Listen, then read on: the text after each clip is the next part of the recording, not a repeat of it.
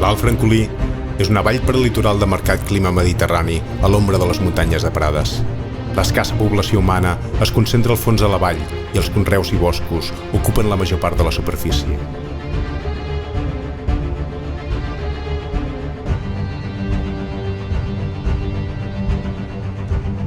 Al nord de la vall, sota la Serra del Tallat, els conreus de secà voregen turons coronats per bosquets de pins, alzines i roures. Al sud de la vall, el mosaic de conreus és molt més dens i divers, amb olivers, fruits secs i vinyes, mentre que a les muntanyes de Prades, el bosc i les roques són el gran dominador del paisatge.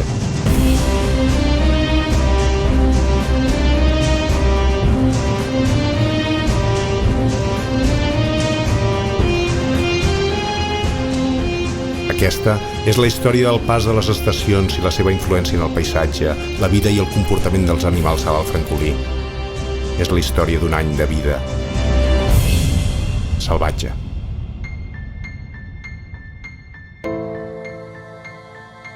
Dormiu arbres, que les fulles no hi són. Atura el gel al fluir de l'aigua, que amb aquest sol, tan tímid i mandrós, tot és foscor i la nit és llarga. Dorm natura per tornar a renéixer.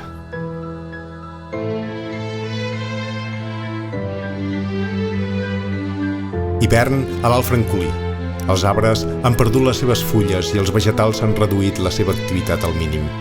I és que la poca força del sol condicionarà l'activitat de tots els organismes que hauran de sobreviure en un medi exposat, amb nevades ocasionals i glaçades pràcticament diàries.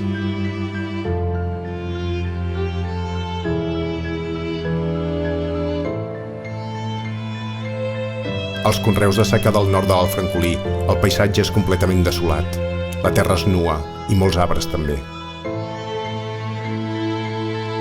Des del cel s'aprecia com l'herba, si n'hi ha, és baixa i massa escassa per donar aixopluc, mentre els ametllers són esquelets quasi invisibles. I els matolls dels marges ja no tapen ni les pedres.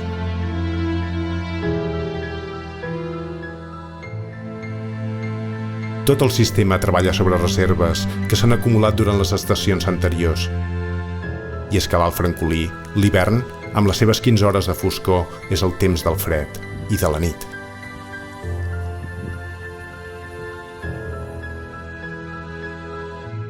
Però hi ha un grup d'animals que regnen la nit. Són els mussols. Un mascle de duc espera en el seu lloc habitual, l'abraçada de la nit. A poca distància, una femella espera i crida al mascle, que no triga a passar-li prop per mostrar-li les seves intencions.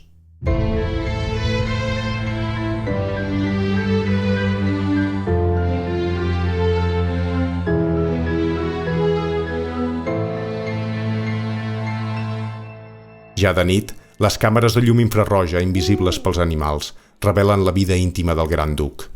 En una esquerda de les roques d'un cingle, la femella sembla molt ocupada esgarrapant el terra. En pocs minuts, el mascle s'hi afegeix, portant menjar per compartir. Una rata, que és, junt al conill, la base d'alimentació d'aquest gran ocell.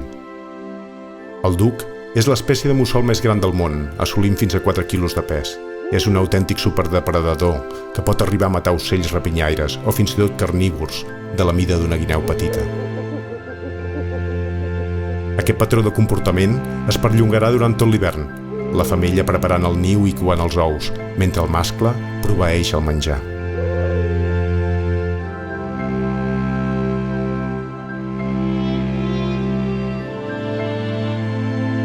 Estem al cor de l'hivern i per un curt espai de temps la neu fa acte de presència deixant una cobertura blanca, uniforme i neta.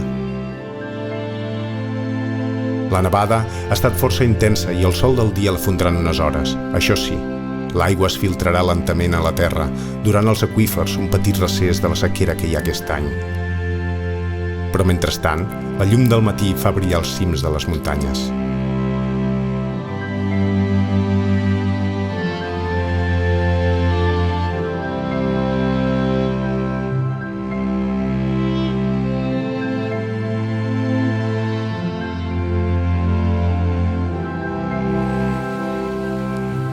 A l'hivern, els torrents de les muntanyes de Prades solen baixar plens d'aigua.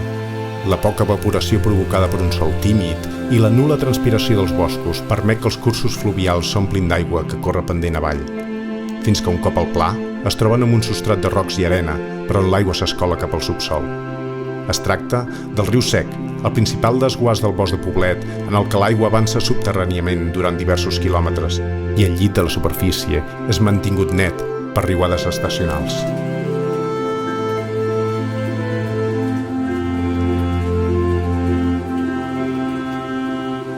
Finalment, a l'Espluga de Francolí, les aigües afloren a través de diverses coves, com la Font Major, que és el punt on neix el riu Francolí, que ara sí, gaudirà d'un curs permanent d'aigua.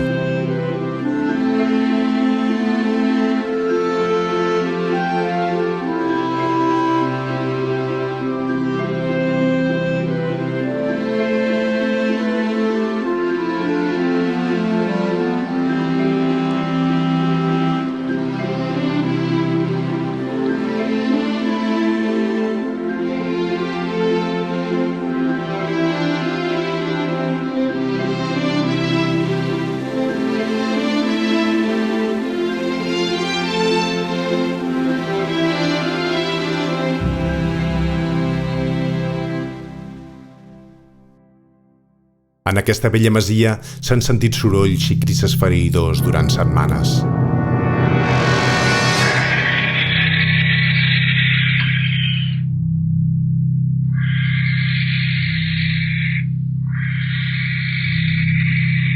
No es tracta d'una pel·lícula d'horror ni de xiscles de dolor. Al contrari, són els crits d'amor de l'òliba, un rapinyaire nocturn.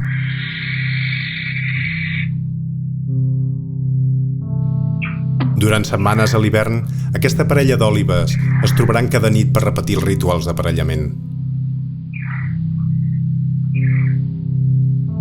Cridaran, ballaran i es donaran petons amb passió i insistència. O de vegades es quedaran en silenci, mirant-se l'un a l'altre durant llargues estones. Pels ocells, els rituals d'aparellament són fonamentals per la reproducció, doncs estimulen el desenvolupament dels òrgans reproductors i la producció de l'ou. I per molts rapinyaires nocturns, l'hivern és un bon moment per fer-ho, doncs les llargues nits donen més oportunitats per proveir-se de les preses necessàries per la reproducció. Per avui ja és prou festeig. Ara és hora d'anar al bosc a caçar.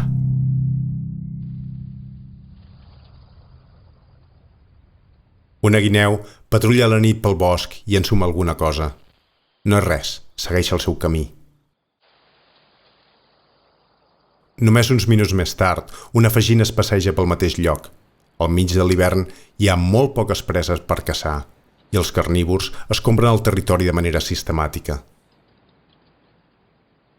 Un cop investigat el rastre sense èxit, la fagina marca el lloc per evitar perdre el temps el proper cop que hi passi.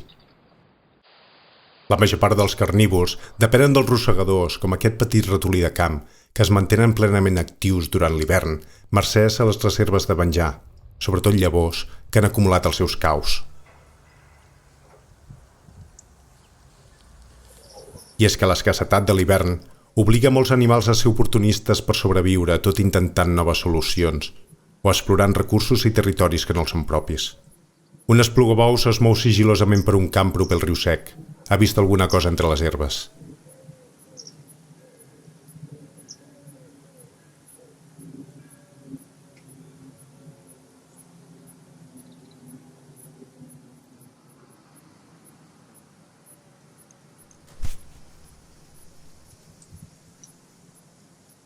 L'estratègia oportunista d'anar a caçar lluny dels seus aiguamolls ha estat exitosa.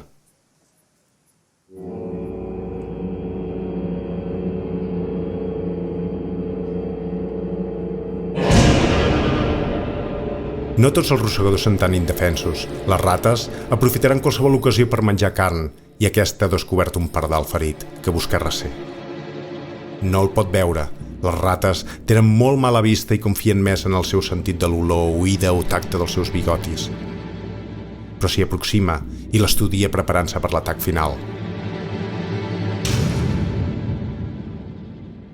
A les fosques i sense poder volar, el pardal ferit no té cap defensa possible contra la rata.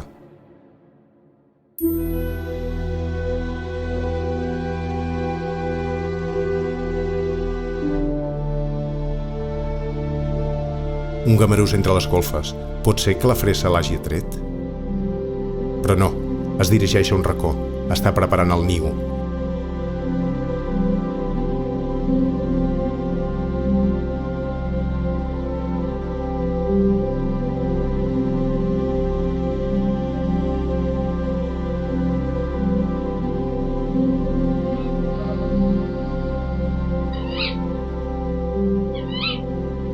I al igual que els ducs, el mascle porta menjar i durant setmanes haurà de fer molts viatges. A quasi bé qualsevol hora.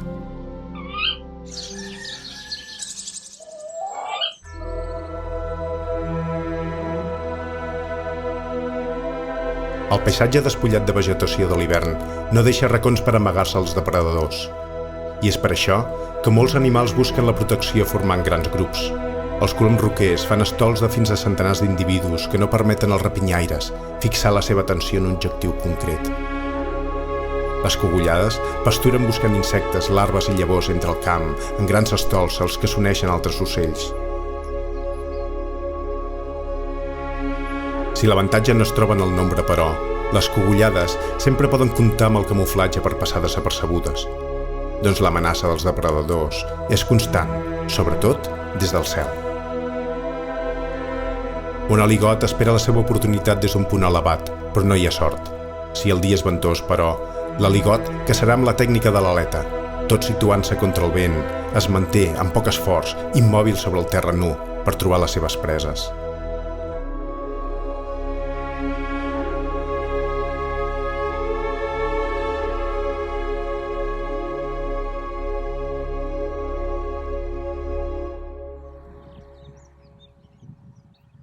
El xoriguer és un petit falcó que també frueix a l'hivern quan la vegetació s'escassa. Com l'aligot, també aprofita el vent per caçar fent l'aleta, però ha desenvolupat la tècnica fins convertir-la en tot un art.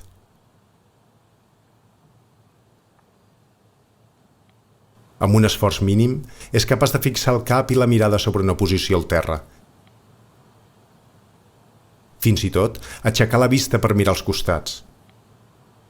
El que sigui, per poder localitzar les preses sobre les que s'abalança controladament.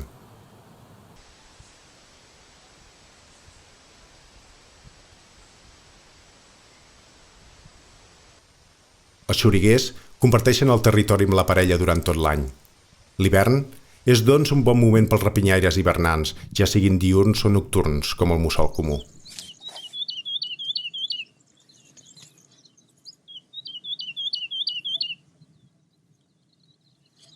És també una bona època per observar els ocells, doncs és més fàcil de detectar-los entre les branques. Titelles, gafarrons, pinsans, mallarengues blaves.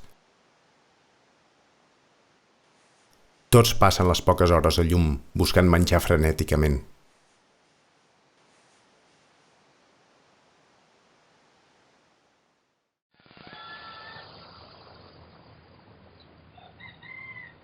De tornada al niu dels gamarusos, la mare s'aixeca a estirar les cames un moment. Els seus polls ja han nascut i tot just són una bola de plomissol que la mare no pot abandonar per gaire estona.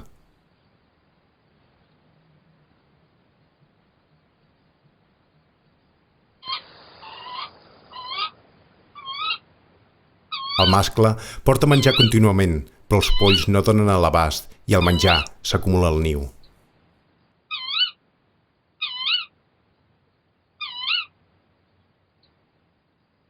Aquesta vida plàcida, però, està a punt de canviar. Una gran rata olora els cadàvers, fins a mitja dotzena que hi ha al niu, però la femella la vigila.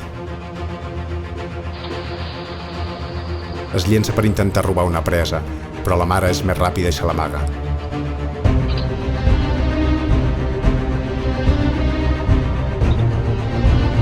La rata es retira per atacar d'un altre costat. Fàcilment podria fer-se amb un poll de mida tan petita. I la mare es posa ansiosa i agressiva.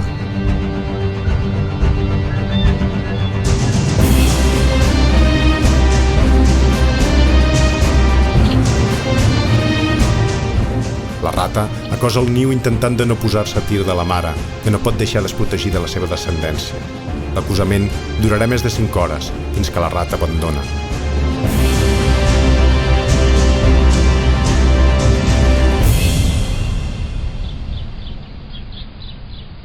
Deu dies més tard, a finals de març, la situació ha canviat molt.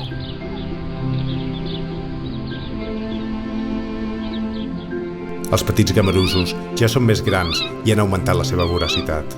No hi ha cadàvers escampats pel niu, doncs els polls s'empassen les preses directament, mentre la mare anima amb els seus crits al pare a portar-ne més. Aviat, els polls ja són prou grans com per defensar-se de les rates i la mare també es dedica a caçar pels petits.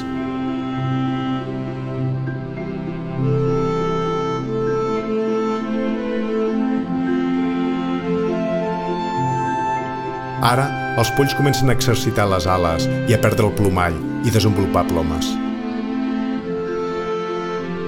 En tan sols 9 setmanes des de la posta i 35 dies des de l'eclosió de l'ou, ja volaran. I els progenitors els ensenyaran a caçar al bosc durant els següents 2 o 3 mesos.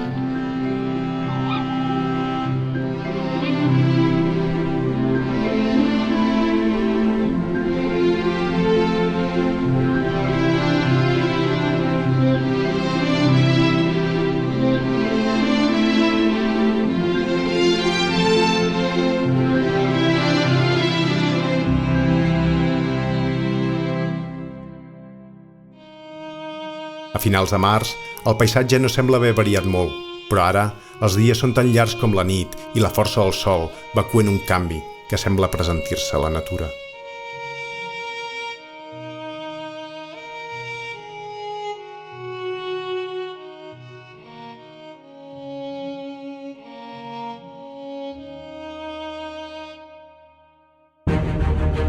Amb els dies més llargs, la temperatura ha pujat gradualment fins que ha actuat com un despertador pels ametllers. Les gemmes que l'arbre va produir a finals de l'estiu anterior i que han restat protegides sota una dura cuirassa esclaten i obren flors en sols unes hores. Com que el detonant és la temperatura, la floració és quasi simultània. Els ametllers són els primers arbres a despertar-se del son de l'hivern. Això els dona l'avantatge d'assegurar-se una bona pol·linització i el resultat és espectacular a l'alt francolí, doncs encara queden moltes zones d'aquest conreu en altres temps molt més abundós.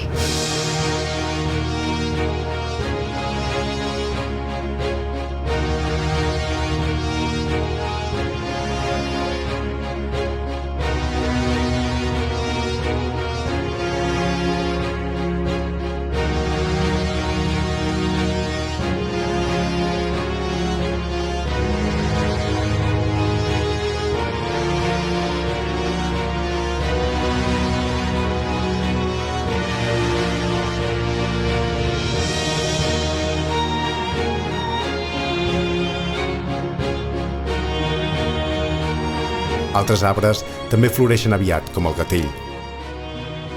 Però el gran canvi està passant sota terra. Les llavors, que han sobreviscut enterrades tot l'hivern, s'activen per l'acció combinada de la calor i la humitat.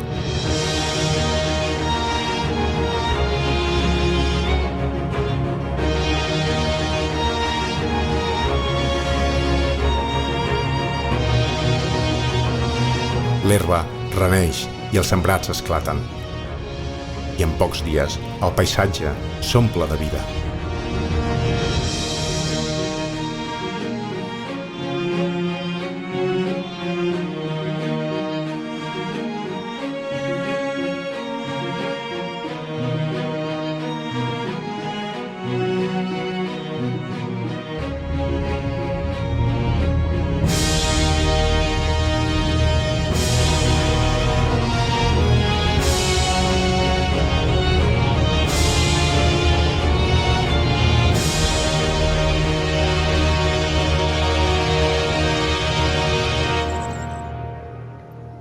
Amb la floració, retornen els insectes. Alguns són migradors com la papallona reina, però la majoria de papallones han sobreviscut l'hivern en forma d'erugues o postes.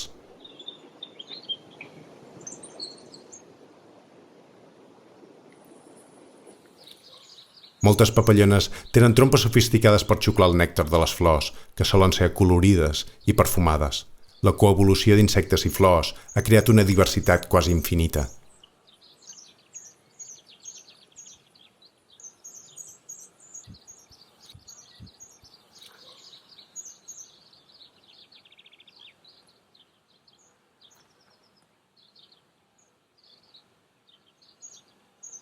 Aquesta abundància també incita molts insectes a reproduir-se, fins i tot formant cardúmens de dotzenes d'individus, tot i que molts prefereixen més discreció.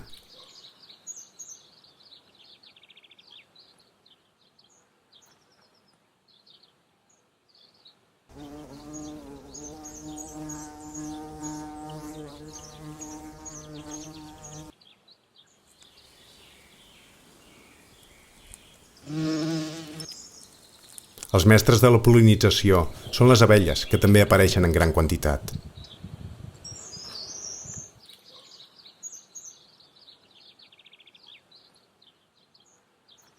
Però aquesta abundància d'insectes atreu depredadors de tota mena. Alguns fins i tot més petits, però notablement eficaços.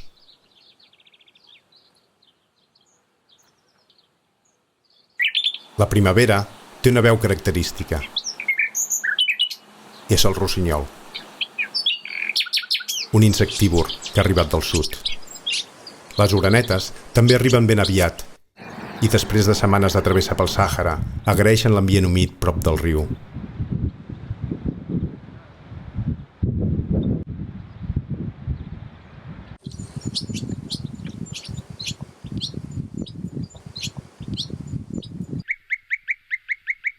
Unes setmanes més tard arriben els abellarols i aquests sí que consumeixen abelles en grans quantitats. Sovint es posen sobre branques seques dels arbres on preparen els insectes que han caçat per menjar-se'ls.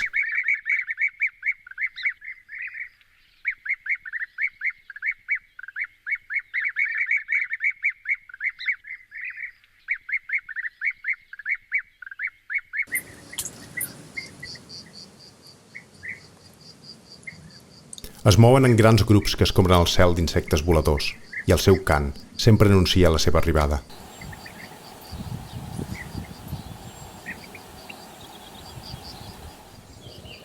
De tornada als secans, trobem un vell amic, el Duc.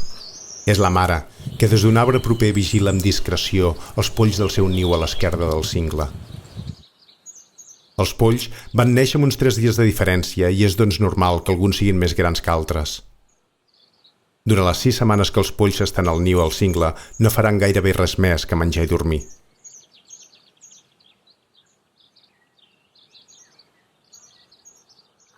Els progenitors alimentaran els polls que seran vigilats a distància per la femella. I aproximadament als 40 dies, els polls, quan encara no volen, saltaran des de l'esquerda del cingle al terra, on començaran a fer volades.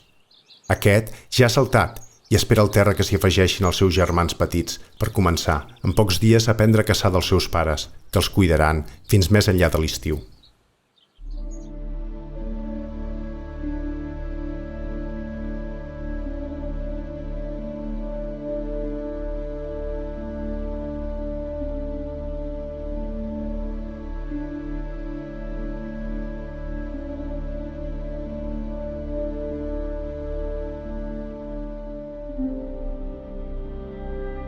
La primavera és, a la natura, el temps dels nouvinguts. Molts animals sincronitzen el naixement de la nova generació amb el començament de l'època de bonança per maximitzar les oportunitats de supervivència dels descendents. Els senglars són extremadament prolífics i sovint es mouen en grup.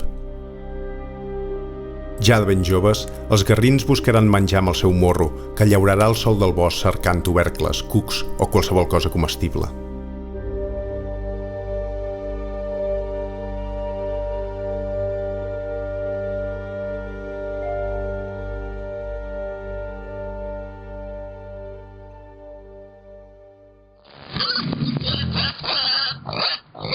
També jugaran en passió infantil.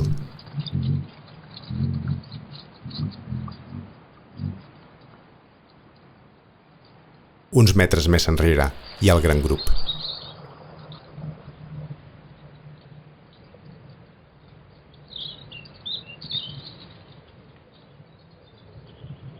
Està format per membres de diferents generacions, bàsicament femelles, però també immadurs d'ambdós sexes.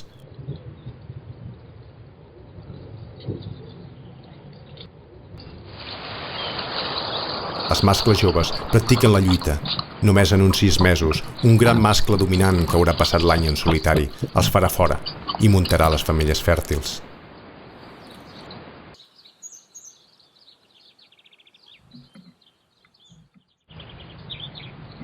Ja és quasi de nit i el grup es va desplaçant tot escombrant el terra del bosc a la recerca de menjar.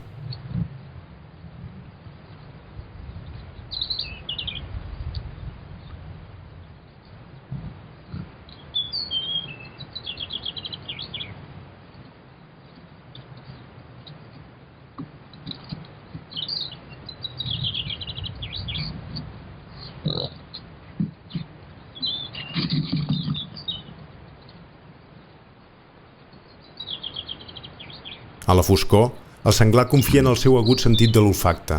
Aquesta berra ha sentit una olor i l'estudia. I no li agrada.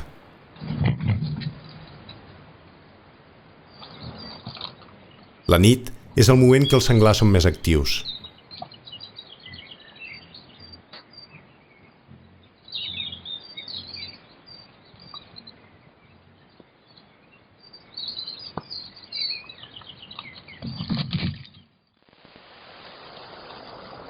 Els hàbits nocturns són una característica habitual en els mamífers i l'altre gran mamífer nocturn a l'alt francolí és el toixó.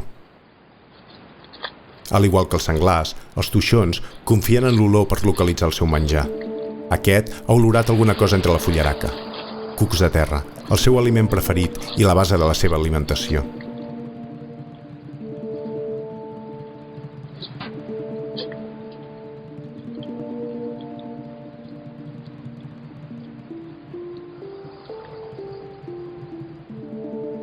Tot i que surten a menjar en solitari, els toixons solen viure en clans que comparteixen una teixonera, un cau excavat al terra que en ocasions pot assolir dimensions espectaculars al ser utilitzades i ampliades sense interrupció durant centenars d'anys.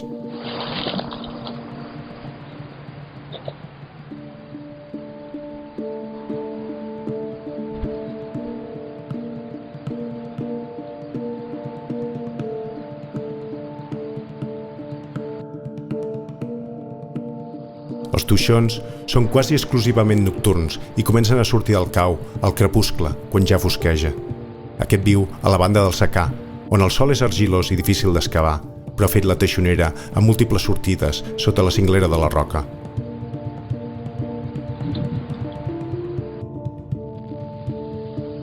Està molt ocupat portant herba fresca cap a dins el cau per fer el llit dels cadells.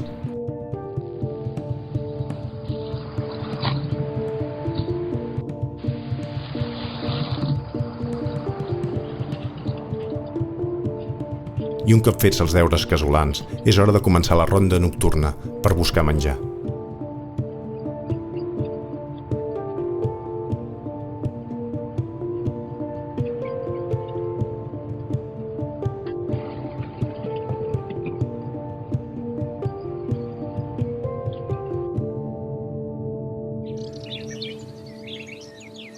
L'impuls reproductor primaveral també és ben visible en els ocells.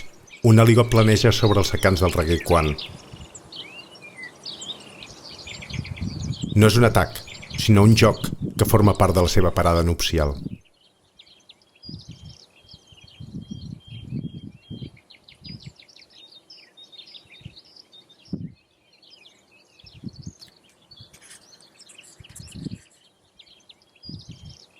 La major part dels ocells estan ara ocupats per menjar o reproduir-se, i és fàcil veure'ls en parella, o portant menjar per fer el niu que el pica-soca s'ha perforat en un arbre.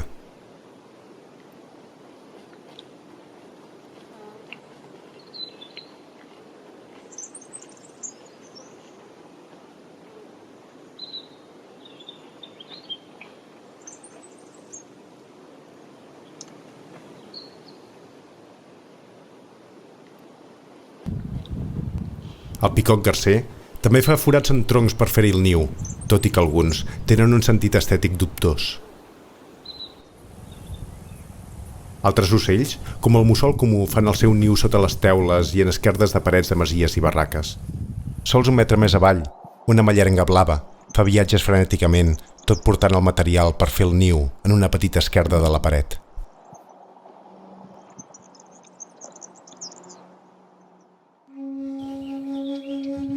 L'abundància de la primavera Ens ofereix petits espectacles a cada racó.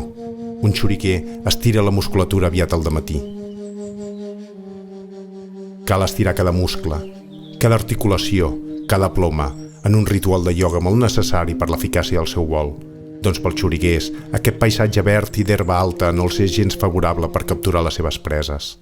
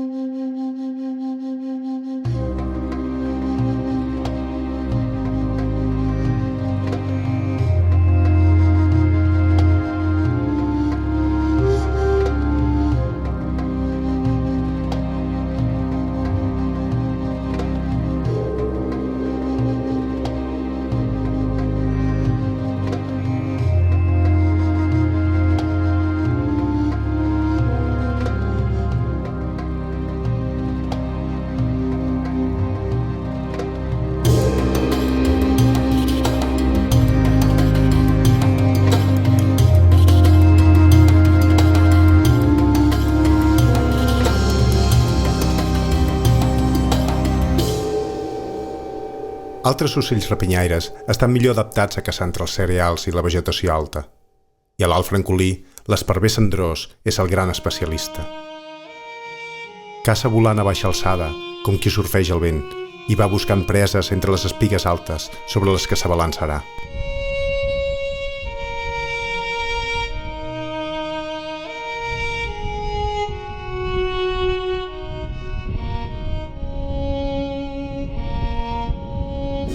A finals de juny, la primavera s'acosta al seu clímax. La majoria d'herbes han madurat les seves llavors i el paisatge vira de color molt ràpidament.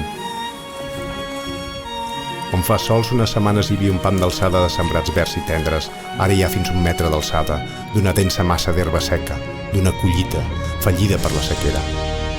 El paisatge vira color daurat i ara, el solstici d'estiu, amb una durada del dia de 15 hores i 11 minuts, són la sequedat i la calor els que posaren a prova la vida salvatge a l'alt francolí.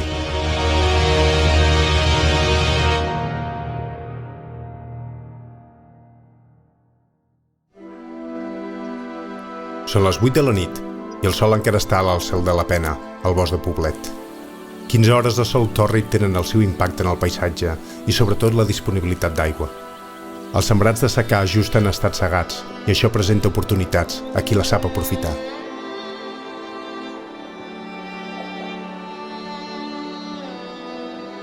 El capsigrany és un ocell insectívor que gaudirà d'un paisatge més obert per poder caçar. Però els que sí que tornen a regnar són els xoriguers. De nou, tenen l'avantatge de poder localitzar les seves preses amb facilitat des de l'alçada. També l'aligot troba preses més sovint, doncs des de l'aire poden dominar grans extensions de terra.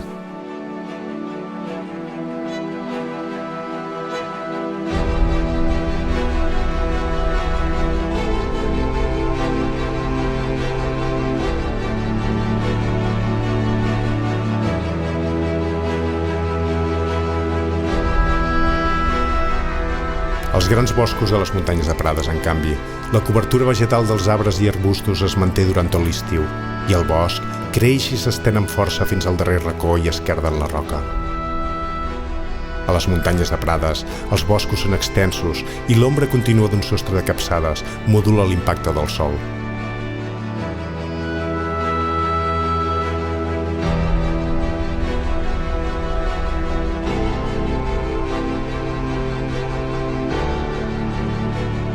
Les arrels dels arbres retenen la terra enriquida per la matèria vegetal en descomposició i el sol resultant actua com una esponja que regula la humitat permetent als vegetals colonitzar fins i tot les esquerdes de les cingleres.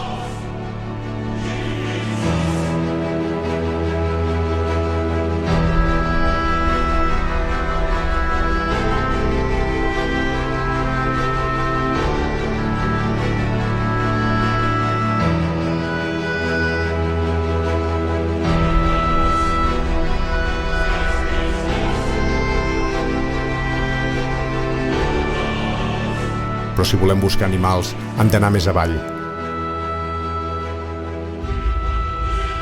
més enllà del fons del barranc, el més profund de les valls que baixen per les obagues de la Serra de Prades. Aquí, en alguns punts, el fluir de l'aigua es mantindrà durant tot l'estiu, fins i tot en un any de sequera rècord com aquest.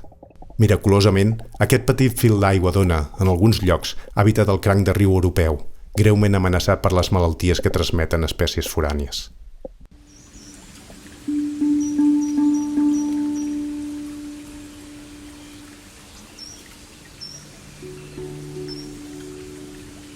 En el fort de l'estiu, l'aigua és l'element clau.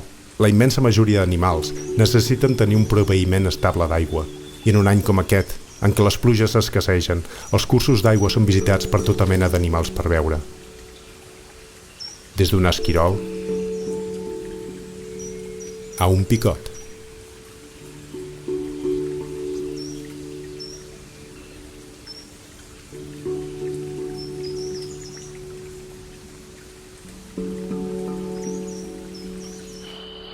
Els senglars, a més, furgaran pel fang, i no els fa res la fondària si hi ha alguna cosa per arrossegar.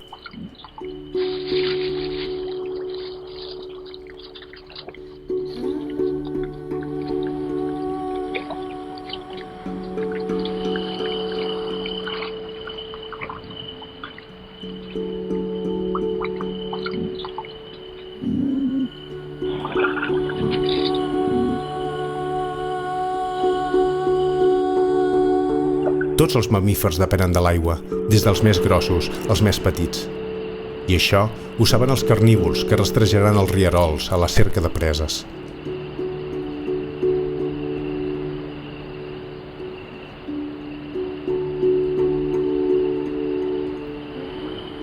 Un gat mesquer arriba a la vora del riu.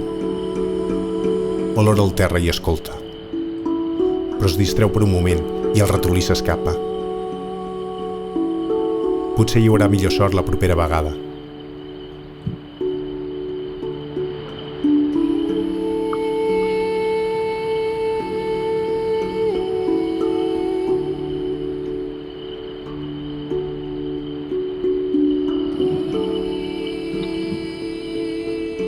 Hores més tard s'hi acosta una fagina.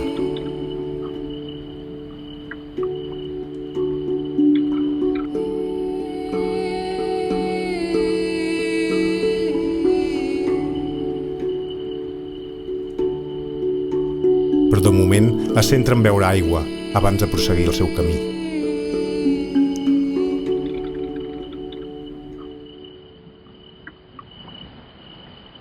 El carnívor més gros de l'alt francolí és la guineu. Aquest jove s'acosta al rierol per beure abans de continuar la seva patrulla nocturna a la recerca de menjar.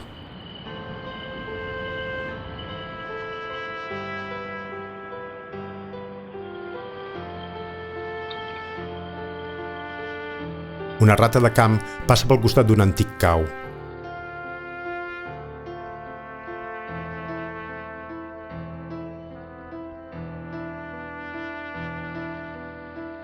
Minuts més tard, passa una guineu. Olora la rata, però pot sentir que no hi és i prossegueix el seu camí, sense més distraccions.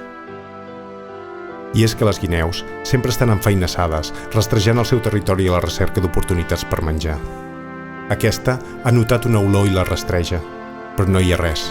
De tota manera, marca el lloc amb una substància pudorosa produïda per una glàndula a prop de la cua.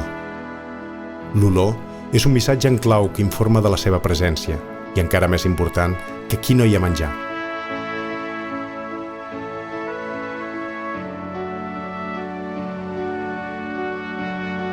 Al cap i a la fi, un carnívor del tamany d'una guineu necessita anar per feina si vol trobar prou menjar en l'ecosistema mediterrani.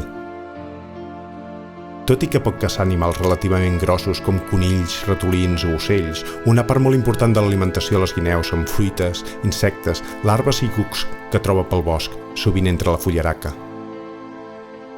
Aquest mode de vida, però, també té els seus perdedors, i a l'estiu moltes guineus estan molt primes i sovint els afecten malalties que els fa perdre el pèl.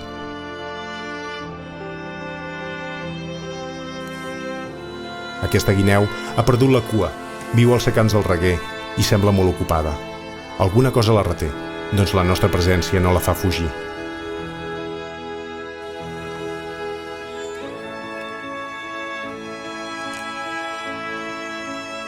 té un cadell aquí a alimentar i el petit es preocupa de poc més que córrer i jugar.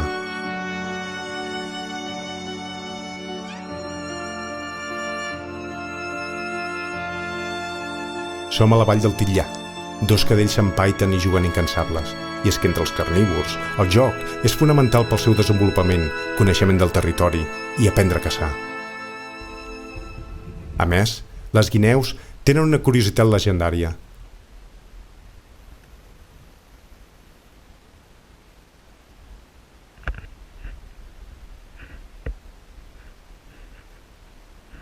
Aquest exemplar estava encuriosit per la nostra càmera i no va tenir gaire timidesa per acostar-se a investigar.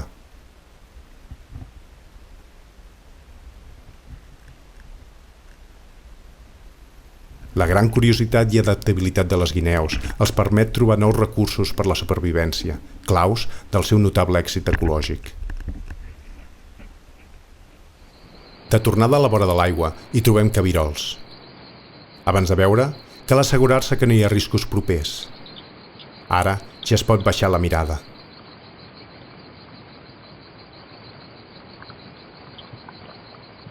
Com tots els mamífers, els cabirols són desesperadament dependents de l'accés a l'aigua amb una certa freqüència, i quan les pluges escassegen i no queden tolls per beure, cal arribar-se als punts de proveïment garantit. Els cabirols viuen en ambients boscosos on pasturen entre els arbres.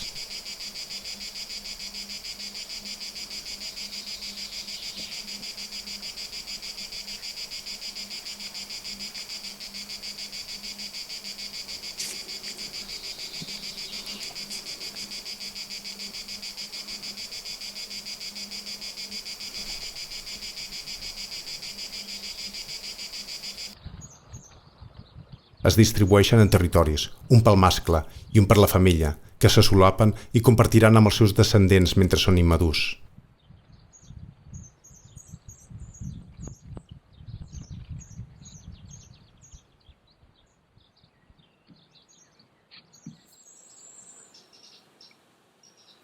Les banyes són un tret distintiu dels mascles que passen els dies d'estiu defensant el seu territori, i aquesta és una activitat que els manté molt ocupats.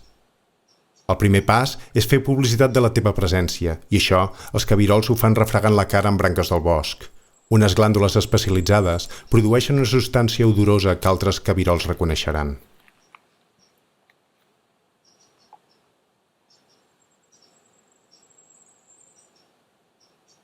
La marca d'aquest cabirol jove no li agrada gaire al mascle dominant de la zona, que l'olora i examina, mentre marca sobre amb la seva olor.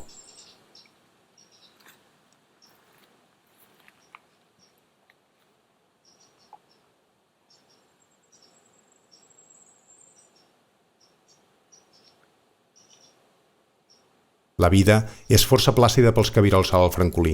A part de l'home, l'únic depredador que tenen és l'àguila daurada, el rei de l'aire. Normalment, però, l'àguila daurada només intentarà caçar cabirols joves.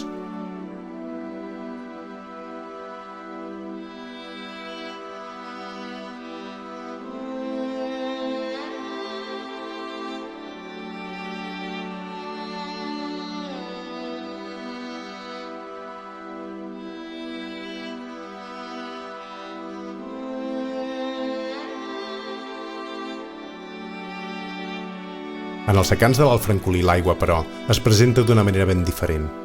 Aquí no corre fresca i transparent pendent avall, sinó que apareixen punts, filtrant-se entre els sediments.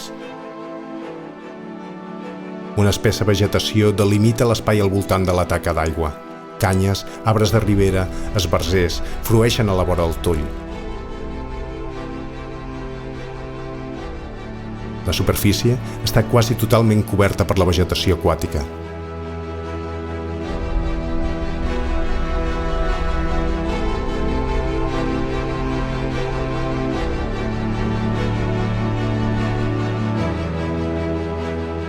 Un cop més, l'abundant presència d'insectes catapulta una complexa cadena tròfica que se sustenta en la presència d'aigua i que té tant espècies exclusivament aquàtiques com moltes altres que simplement venen a beure o a menjar.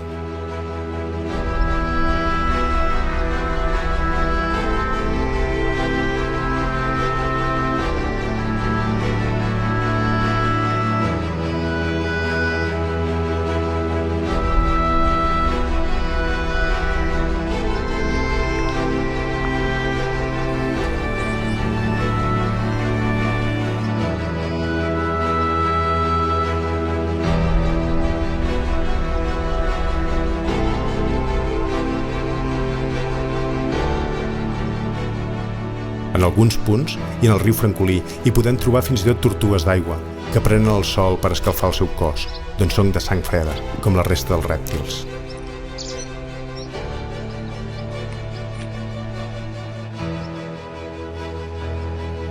Altres rèptils prenen el sol més discretament. Aquesta serp blanca s'enfila a un matoll del pinar per buscar la poca escalfor d'un dia ennuvolat.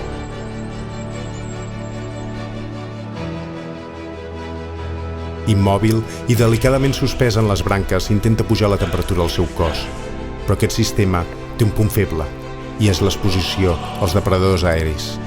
I l'àguila marcenca és el gran especialista en caçar serps.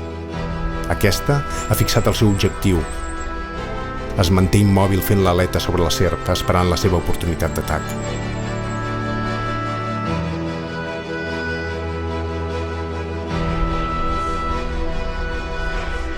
La serp, però, és absent al perill que li ve de dalt. Al cap i a la fi, el matoll i el bosc li proveeixen una bona cobertura, doncs una àguila de més de 2 metres d'envergadura difícilment atacarà enmig dels arbres del pinar. I, efectivament, aviat prossegueix el seu vol, mentre la serp fuig cap a l'espessor del bosc.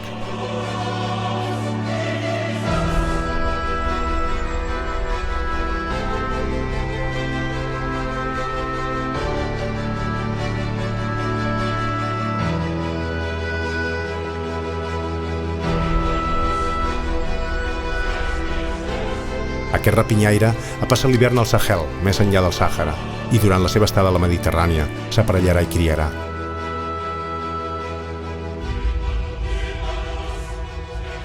Quan no fa l'aleta, utilitza punts elevats com torres elèctriques com talaies des d'on vigila el terra esperant alguna presa. La vella àguila gaudeix dels darrers raigs del dia. Ja som a finals d'estiu i el sol es pon molt aviat, i tot està a punt per un nou canvi.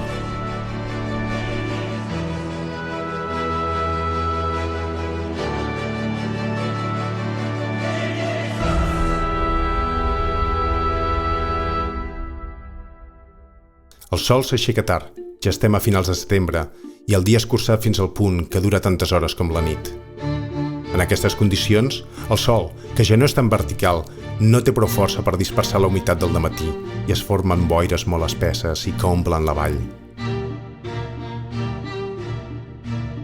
Aquest espès núvol d'uns 150 metres d'alçada es mantindrà tot el dia, però més amunt hi brilla el sol.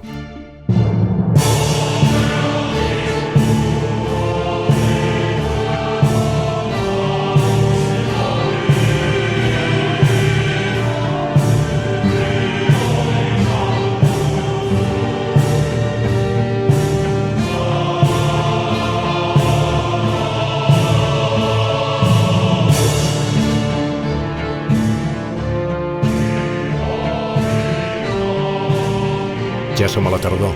Els dies escurçaran de pressa i la temperatura baixa progressivament. Els vegetals es van preparant per l'apagada baixant la seva activitat. Els arbres i plantes llenyoses acumulen reserves en els troncs i els caducifolis inicien la pèrdua de les seves fulles, que van mutant el color del verd cap al groc i finalment a ocres i vermells. A les parts altes del bosc de Poblet, la tardor impacta amb força el paisatge al mes d'octubre. Això és gràcies a l'abundància de blades, que viren ben aviat les seves fulles de colors grocs, ocres i vermells.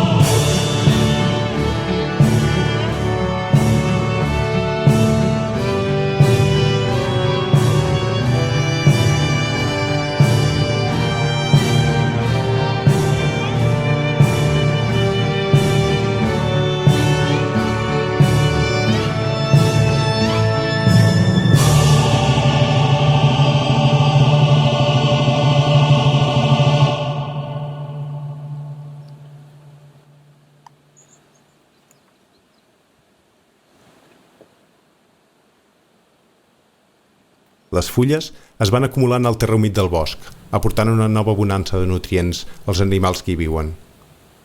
Aquestes condicions són també molt bones pels fongs, que han viscut en el sol del bosc durant tot l'any i que ara manifestaran la seva presència, tot produint bolets.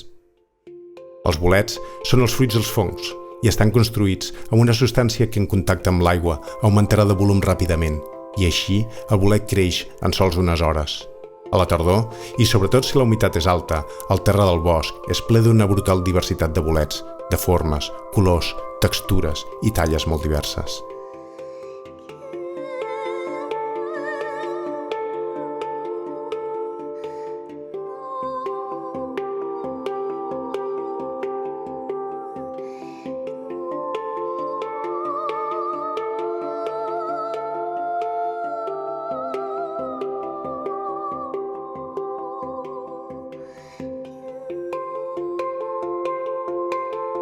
Aquests canvis que inicien l'apagada hivernal també tenen un gran impacte en els animals. Des de principis de tardor es veuen estols de migradors de pas a l'alt francolí. Venen del nord i es dirigeixen a l'Àfrica, com aquesta volada de ligots vespers.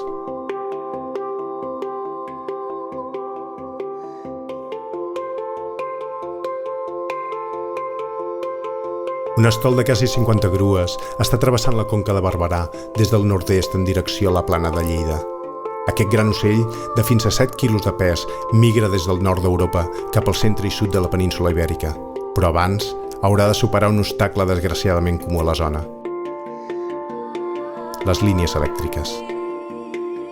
Cada any, milers d'ocells perden la vida en xocar amb les infraestructures elèctriques que poden actuar com una barrera als ocells migradors.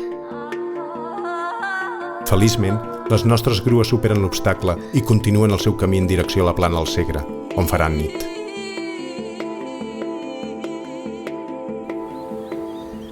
Altres ocells locals es preparen per marxar. Els abellarols agafen forces per la gran travessa que s'anavelles frenèticament.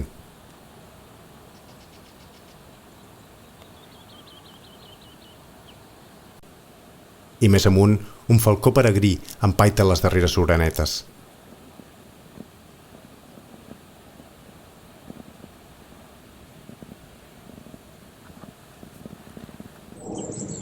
També arriben ocells a hivernar, pinsans, centenars de milers que venen del nord i centre d'Europa i que formaran grans volades que passen el dia cercant les llavors que ha deixat l'estiu.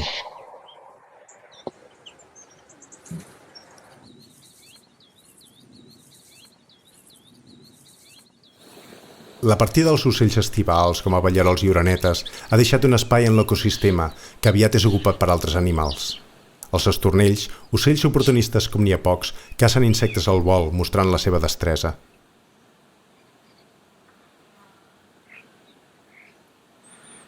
I és que la tardor és temporalment una època d'abundància, com la bonança abans de la tempesta.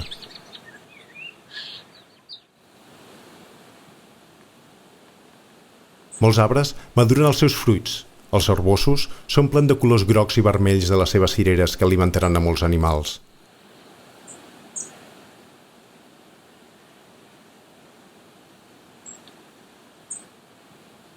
Els roures, alzines i coscolls estan plens de glans, rics en nutrients.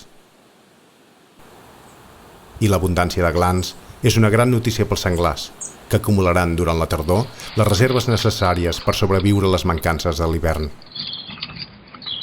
El medi és ple d'animals que aprofiten aquests darrers recursos tardorencs per engreixar les reserves necessàries per l'hivern.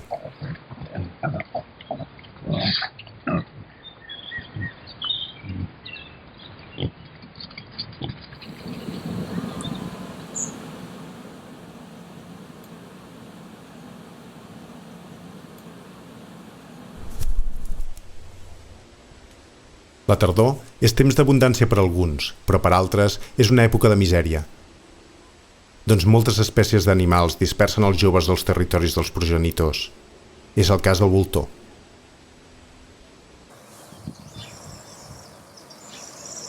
Aquest exemplar jove s'ha dispersat des del Prepirineu i fa dies que es mou per l'alt francolí buscant, infructuosament, algun cadàver per menjar. I ara espera que l'escalfor del sol produeixi corrents tèrmics ascendents que li permetin continuar la seva cerca o volar més enllà.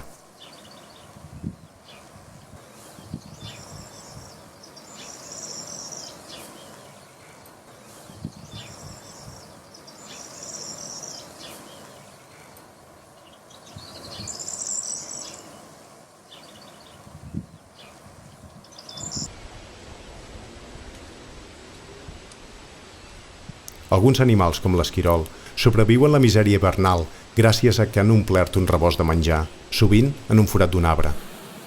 Altres, com el picasoques blau, guarden menjar sota l'escorça dels pins.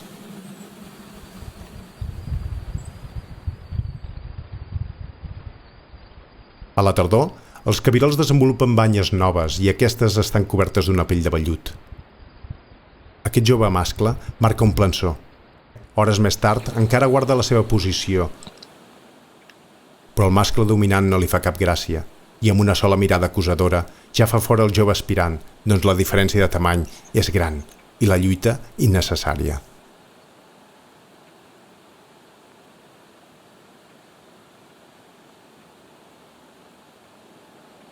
A la tardor, els cabirols solen dispersar els joves, especialment en anys de recursos limitats, per prevenir sobrepoblacions.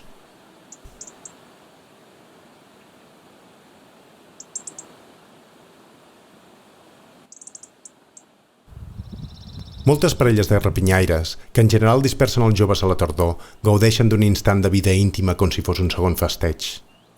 Una parella de ligots vola relaxadament pels secans. Les preses són ara abundants, doncs hi ha una nova generació de joves amb poca experiència per abusar-ne.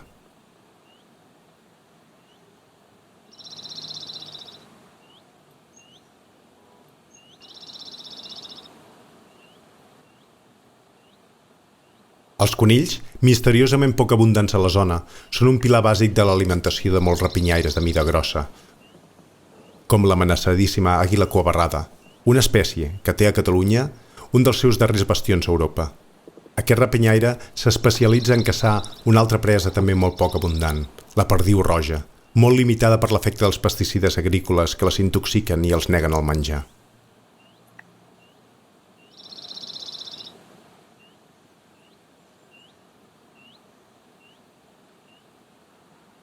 Una lluna de mitja tarda ens anuncia encara més canvis.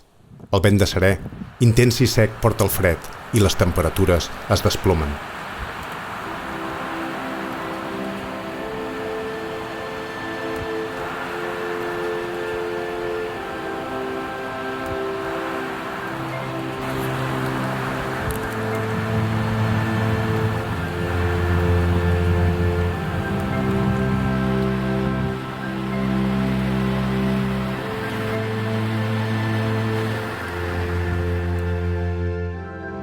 Finalment, les vinyes canvien de color anunciant la pèrdua de la fulla.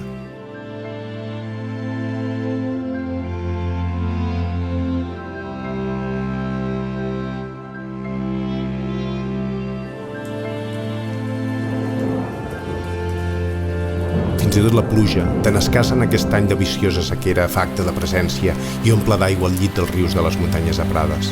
Però aquest any l'aigua s'escassa i aviat torna a la sequera i el llit del riu, a poc es va eixugant.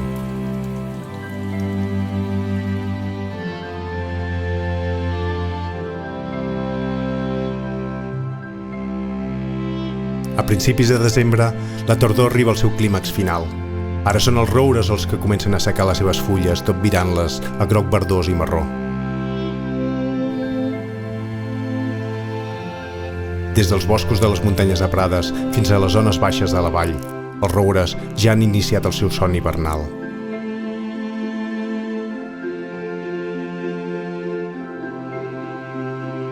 Les capçades de fulles seques dels roures brillen com corones d'or sota la llum de la tarda.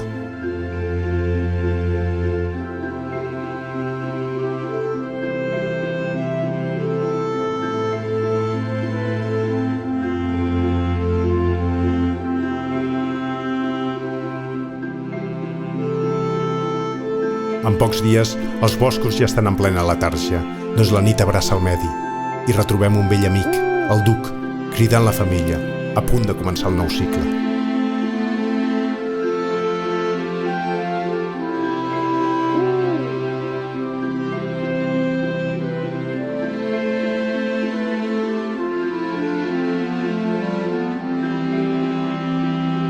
Dormiu, arbres, que les fulles no hi són. Atura el gel al fluir de l'aigua, que amb aquest sol, tan tímid i mandrós, tot és foscor i la nit és llarga. Dorm, natura, per tornar a renéixer.